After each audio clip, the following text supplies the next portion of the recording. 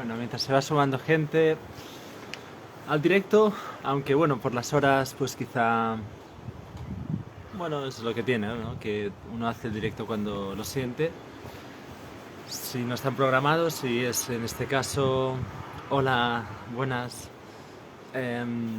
pues esto, ¿no? Pues lo hace cuando lo siente, cuando le apetece y en este caso pues yo estoy desde hace unos días estoy con la cuestión de la no mente. La no mente, que es de lo que ahora hablaré y comentaré también, ¿no? Y a la vez también, bueno, como hace 3 semanas, más o menos, 3 semanas, un mes, ¿no? Que también ha sido entrar en una especie de lavadora emocional, psíquica y demás, por cuestiones varias, ¿no? Pues varias personas que han fallecido y otra persona que está en el hospital, bueno, ¿no? Y personas pues que para mí tienen pues o han tenido una importancia, ¿no? Relevante en mi vida. Y de aquí pues bueno, pues algunas reflexiones y experiencias que he ido teniendo y que ahora quiero, bueno, he ido reflejando, ¿no? En los distintos directos, hablando sobre distintas cuestiones. Y bueno, y hoy estoy con la no mente. Espero que se vea bien, he hecho la prueba, porque he cambiado de ángulo, porque hace viento y para que así también se me pueda escuchar bien y así, ¿no? Y bueno, nada, ayer todo viene porque ayer estuve hablando con una amiga, hablando sobre la cuestión de la no mente, propiamente, en un sentido, bueno, divagando, ¿no? Y reflexionando sobre esta cuestión. Y a la vez también estuve escuchando sobre el discurso amoroso de Roland Barthes, un semiótico o semiólogo, dependiendo de cómo lo queramos definir. Y, y nada, y entre una cosa y otra, pues fui entrando en esta no mente, ¿no? En este estado, digamos, de pura percepción, ¿no? Que al final es la no mente en la que coinciden las tradiciones, coincide la mística, coincide todo lo que es la experiencia denominada espiritual o trascendente, ¿no?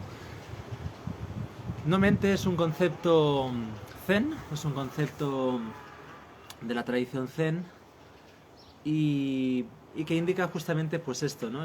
Recordemos, el zen no deja de ser de, yo diría que incluso de todas las tradiciones, al menos las que yo conozco y las que he estudiado, pues el zen sería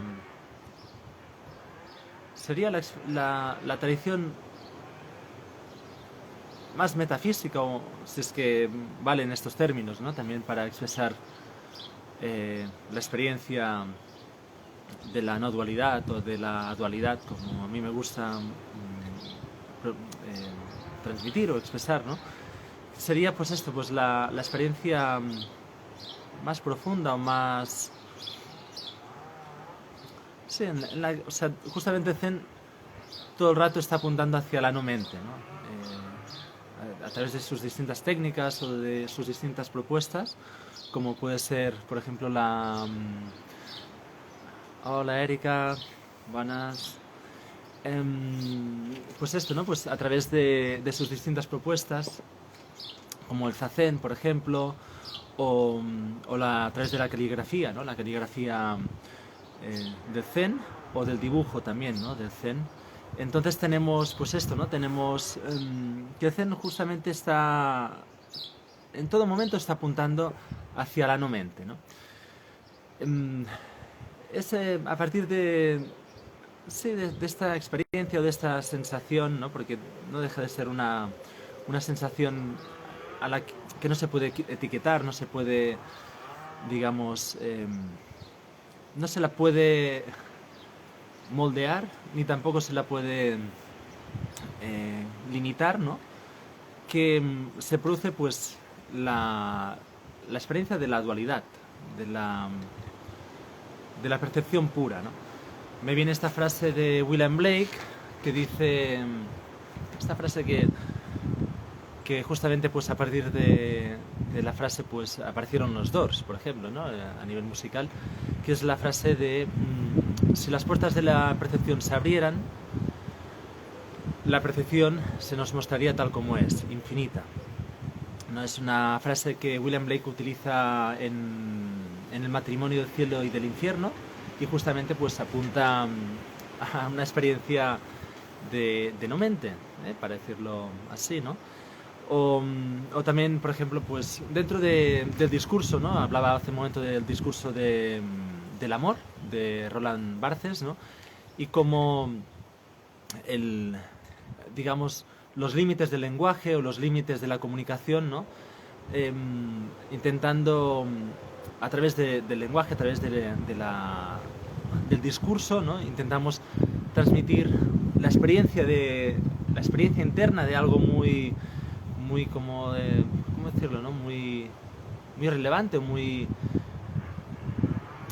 sí, como muy único, ¿no? Una experiencia muy única que hace que topemos, ¿no? Con los límites del lenguaje, los límites de la realidad, ¿no? En la que nos conformamos, ¿no? En estas tres dimensiones, ¿no? En las que estamos. Y bueno, todo esto pues se ha ido hilando, como digo, pues en este tiempo, con las varias personas fallecidas a mi alrededor, con las experiencias también que he ido teniendo a través de la meditación. Y justamente pues como la experiencia de la no mente es lo único que es, o lo único real, ¿no? Lo único en un sentido absoluto, pero no deja, o sea,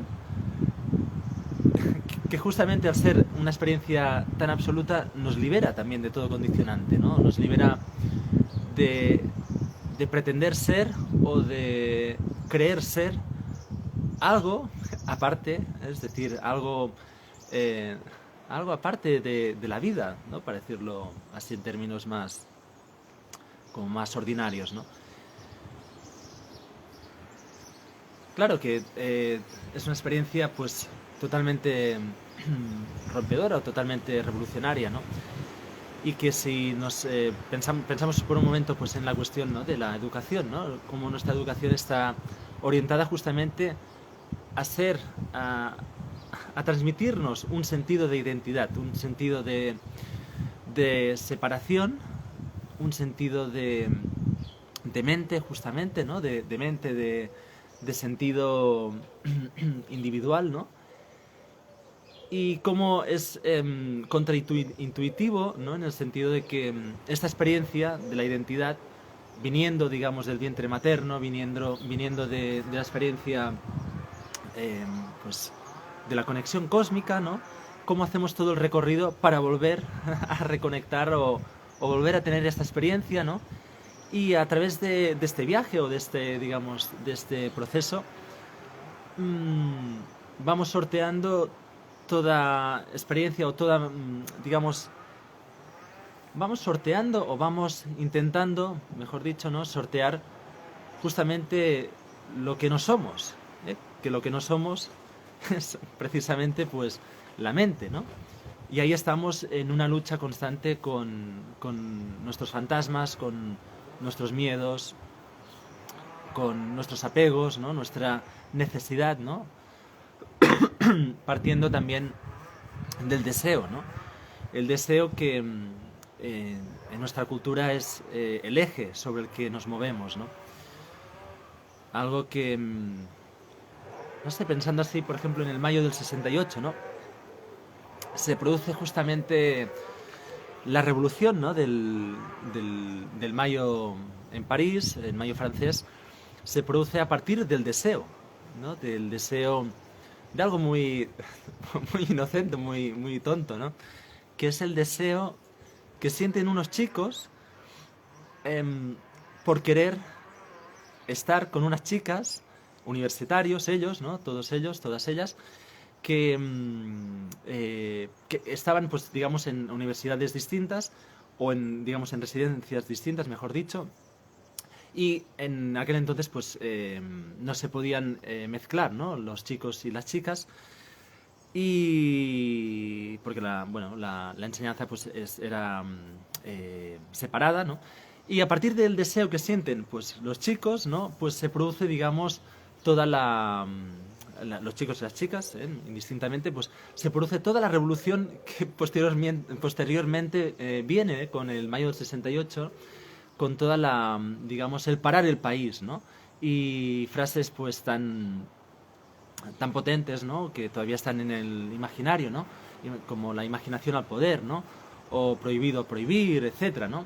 Y bueno, esto, pues, es interesante, ¿no? Poder observarlo con la distancia también que da el tiempo, ¿no? En este aspecto, pues observar cómo el deseo, como decía, está en el eje, está en la base de nuestra cultura, de nuestra sociedad, y cómo se produce, pues, esta tensión, ¿no? Entre el querer ser, ¿no? Y siendo, para decirlo así, ¿no? O sea, una tautología en sí mismo, ¿no? Es decir, como el hecho de identificarme, ¿no? Así ahora, pues, haciendo como una síntesis, ¿no?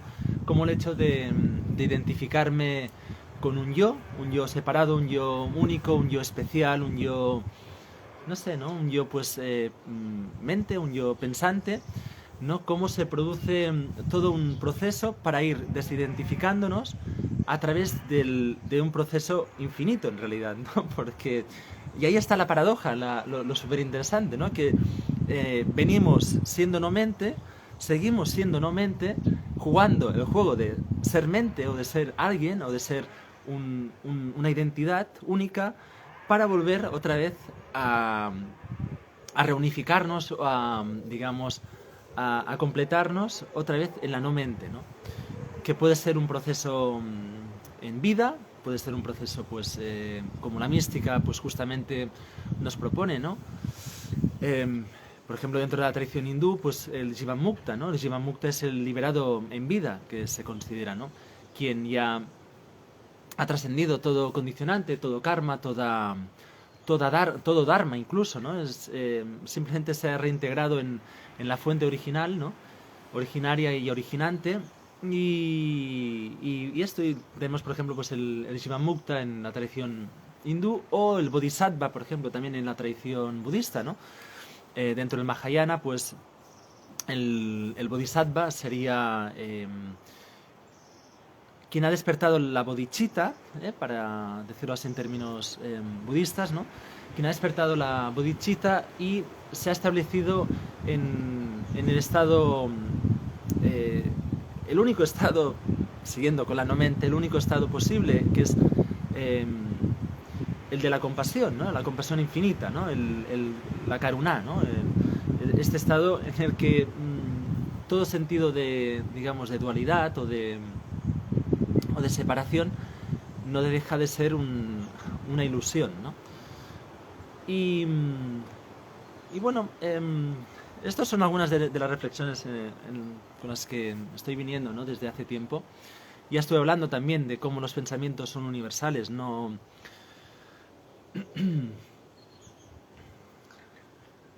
hay nadie que piense. O sea, esta idea tan divertida de creer que yo, individuo, yo, Daniel, estoy pensando algo, estoy, digamos, teniendo pensamientos originantes en mí mismo, es un absurdo, es una contradicción en un sentido estricto, ¿no? Si lo vemos en términos más filosóficos, ¿no? Propiamente, ¿no? Porque no hay posibilidad de conocimiento absoluto. No hay posibilidad. Hay posibilidad de experiencia, de una experiencia pura o de una experiencia plena, ¿no?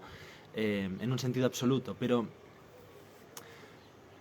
Pero justamente el discurso a partir de lo que queremos ser, de esta identidad, es un discurso que ya no es de primeras, es de segundas, es decir, y por lo tanto ya no es nuestro. Esto sería, pues, bueno, dicho así parece un absurdo, pero es que es absurdo en sí, ¿no? Porque no... Porque no hay pensamiento individual, no hay pensamiento que tenga un origen y un final. Simplemente estamos siendo, en este aspecto, ¿no? O en este, digamos, en términos absolutos, ¿no? Y de aquí, por lo tanto, también que cuando... ¿Qué estamos pretendiendo, ¿no? Hacer cuando meditamos, ¿no? Cuando queremos meditar o cuando nos sentamos, ¿no? Y vamos, decimos, mente en blanco, ¿no? O silenciar la mente, ¿no? Es justamente esto, ¿no? Es esta... Y ahí estamos en la lucha, ¿no? Con nuestros pensamientos, con nuestro ego, con nuestra dificultad, nuestros fantasmas, ¿no? Ese momento, ¿no? O sea, cogemos un momento en el no espacio, no tiempo, y es una contradicción, una más, ¿no? de nuestra experiencia mundana, ¿no? Y entonces hacemos que dentro del tiempo y el espacio nos vamos a sentar, vamos a hacer, digamos, esa posición, ¿no? Tan digamos, siéntate así, respira san, ¿no? Y te pones ahí para, en el espacio-tiempo, salir del espacio-tiempo, ¿no? Algo que como digo, es una contradicción, ¿no? En un sentido pleno, ¿no? No tiene ningún sentido más que el sentido de la persona que se lo está creyendo, ¿no? Como yo me lo creí, ¿no? Yo empecé así, ¿no? Justamente, pues, pretendiendo encontrar una salida a mi dolor, ¿no? A mi dolor existencial, a mi dolor particular, ¿no?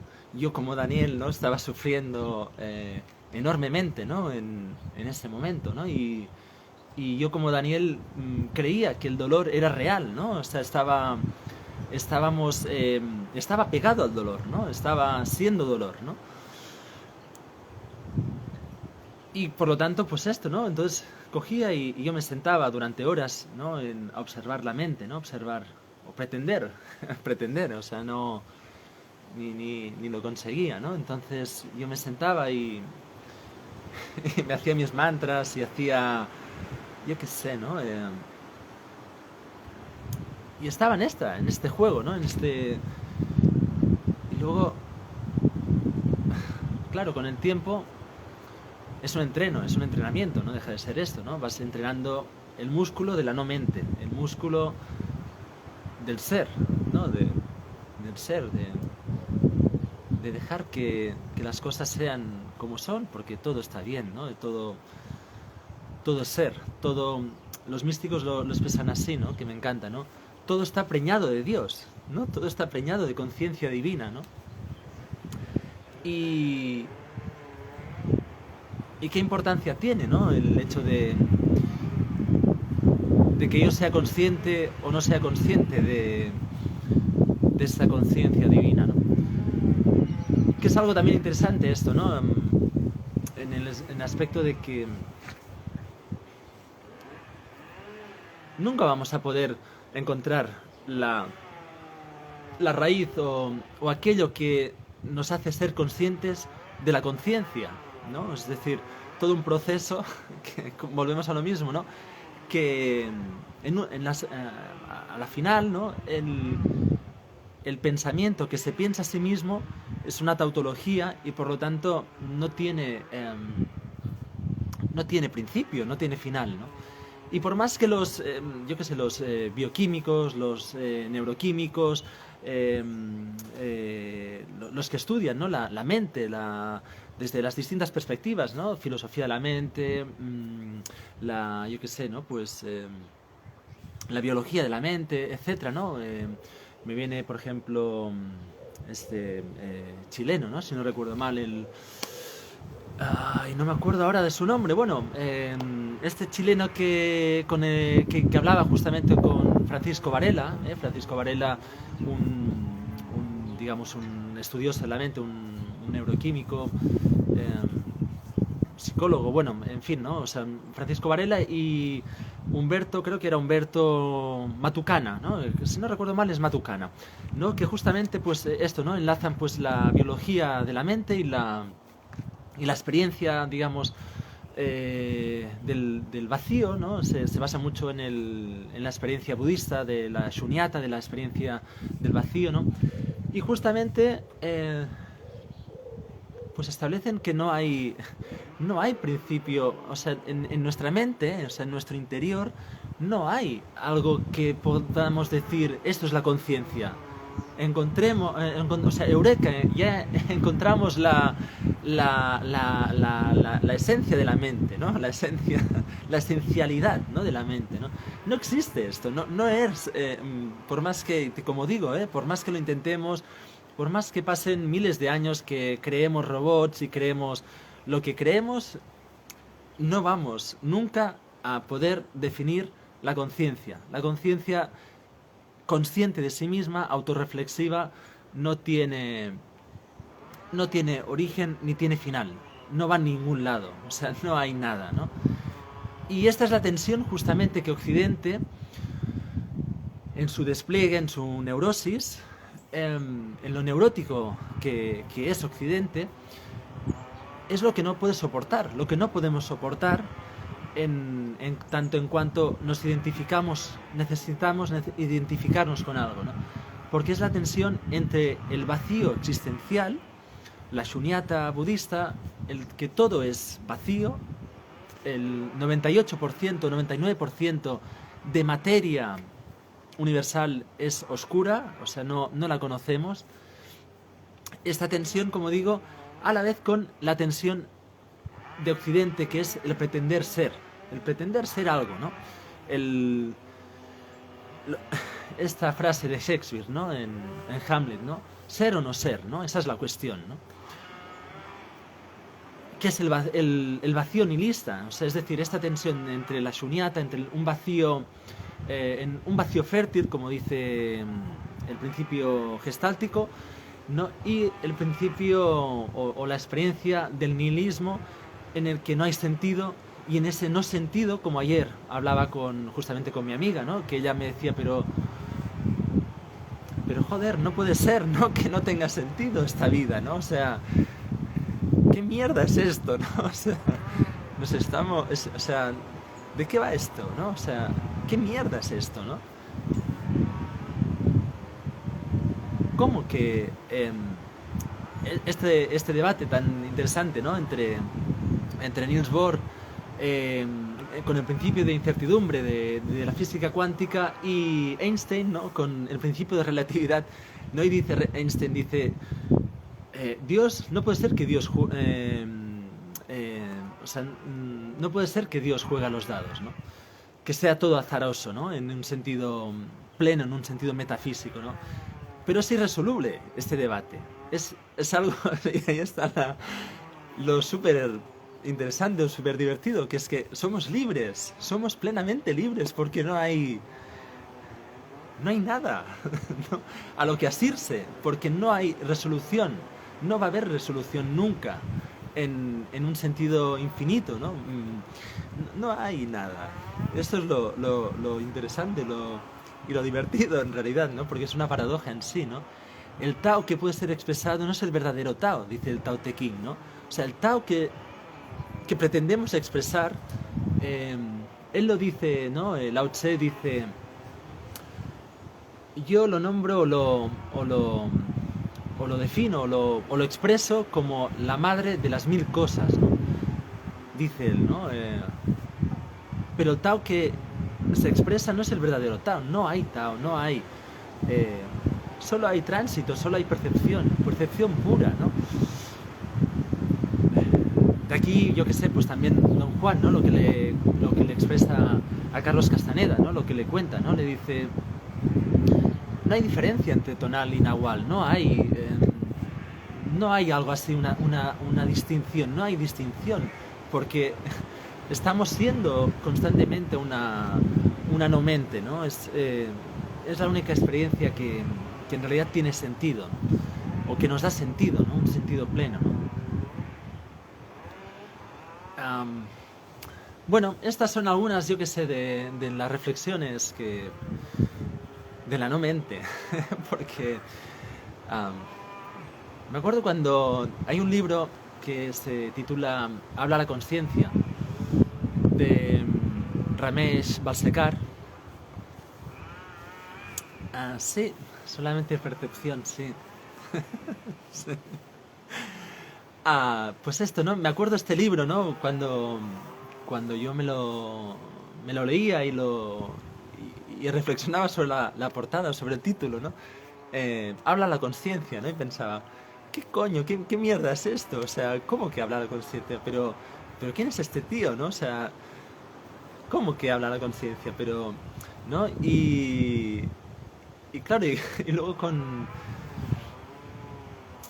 el proceso, ¿no? Pues uno se va dando cuenta de que no hay más, no somos conciencia, conciencia plena, no hay. eh, Jugamos al juego, esto es lo divertido, jugamos al juego de velar la conciencia, de velarnos, nos vamos velando en la medida en la que queremos jugar ese juego, ¿no? Es un lila, es un juego de Dios, es un juego de Krishna, es un juego en el que no hay principio, no hay final y somos pura libertad, ¿no? Esto es lo, lo apasionante del tema, ¿no?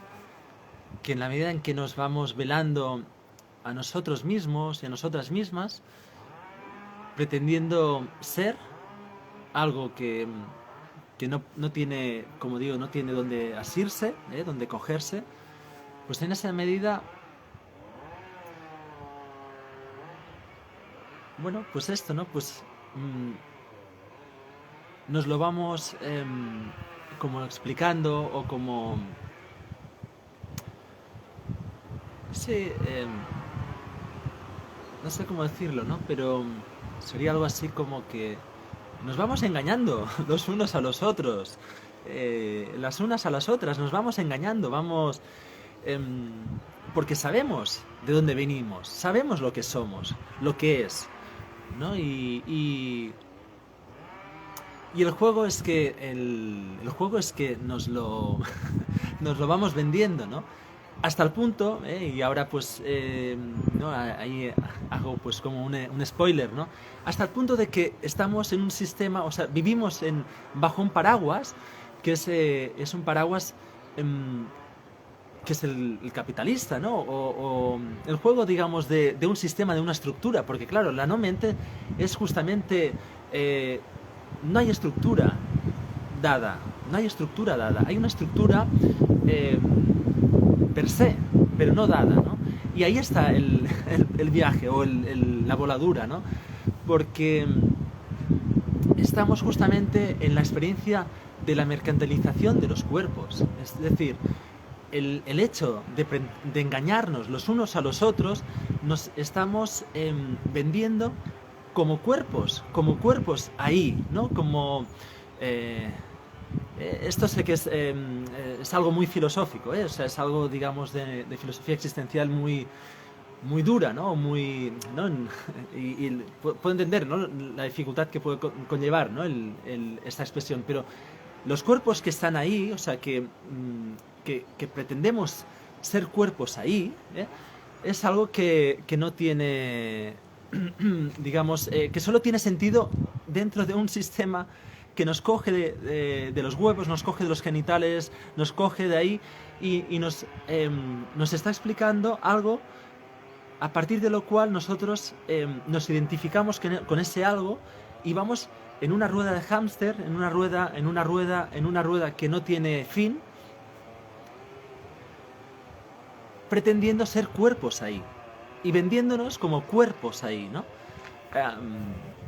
Algo que es absurdo, o sea, tiene ese mismo principio de absurdidad, ¿no?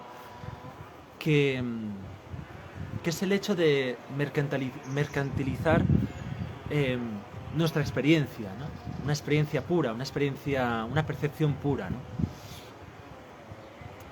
Algo de lo que yo qué sé, pues Fernando Savater, por ejemplo, el hijo de... no, Fernando Savater no, su hijo, me he ido. Fernando Savater, el filósofo, por ejemplo, Amador Savater, escribió Ética para Amador, pues Amador Savater, ¿no? Algo sobre lo que él hace mucho hincapié, ¿no? Trabaja mucho, ¿no? Sobre el deseo, ¿no? El, el ser deseantes, ¿no? El hecho de que seamos seres deseantes y que esto posibilita justamente pues el discurso, la narrativa de la identidad, ¿no? Y esto nos llevaría también muy lejos ahora, que tampoco no... con la cuestión del nacionalismo, la cuestión de las fronteras, la cuestión de pretender establecer la diferenciación como algo, digamos, peligroso, algo que, bueno, en fin, esto es que ya digo, esto ya nos llevaría y que no va a ser ahora tampoco, pero bueno, es la no mente lo único real, lo único que tiene sentido pleno, ¿no? Lo demás, pues, son particularidades relativas a través de las cuales pretendemos vivir una vida de segundas. Y aquí sería pues lo interesante, ¿no? Pretender vivir una vida con máscara, ¿no? Una vida, digamos, inauténtica, ¿no? Bueno, yo qué sé. Espero que si habéis llegado hasta aquí, pues haya sido interesante, que os haya movido pues a reflexionar y a seguir indagando, ¿no? Y nada, gracias a las personas que os habéis conectado al directo y también a las personas que lo habéis visto en diferido. Un saludo, chao.